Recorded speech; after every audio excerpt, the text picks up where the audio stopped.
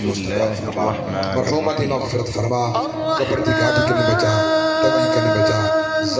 علم القرآن خلق الإنسان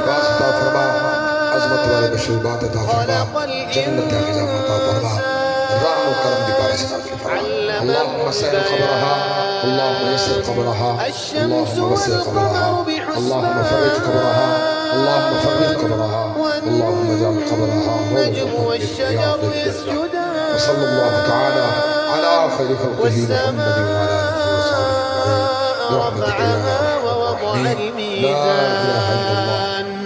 ألا تطغوا في الميزان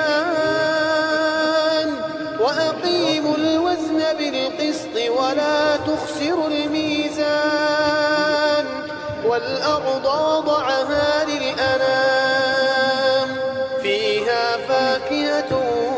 والنخل ذات الأكمام والحب ذو العصف والريحان فبأي آلاء ربكما تكذبان خلق الإنسان من صلصال كالفخار وخلق الجن من مارج من نار فبأي آلاء ربكما تكذبان رب المشرقين ورب المغربين فبأي آلاء ربكما تكذبان مرج البحرين يلتقيان بينهما برزخ لا يبغيان فبأي آلاء ربكما تكذبان يخرج منهما اللؤلؤ والمرجان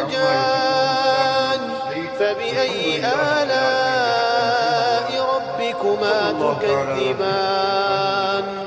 وله الجوار المنشآت في البحر كالأعلام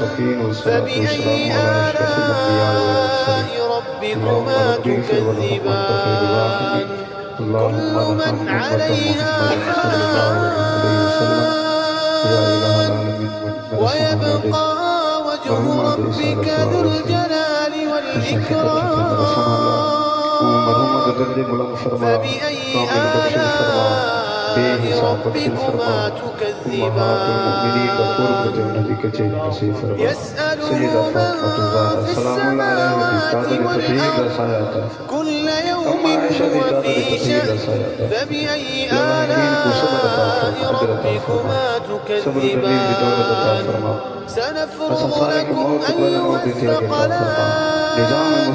فبأي آلاء ربكما تكذبان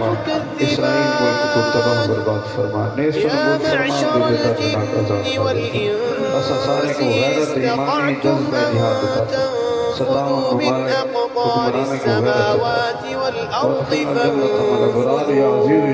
لا تنفذون إلا بسلطان فبأي آلاء ربكما تكذبان يرسل عليكما شواظ من نار ونحاس فلا تنتصران فبأي آلاء ربكما تكذبان فإذا انشقت السماء فكانت وردة كالدهان فبأي آلاء ربكما تكذبان فيومئذ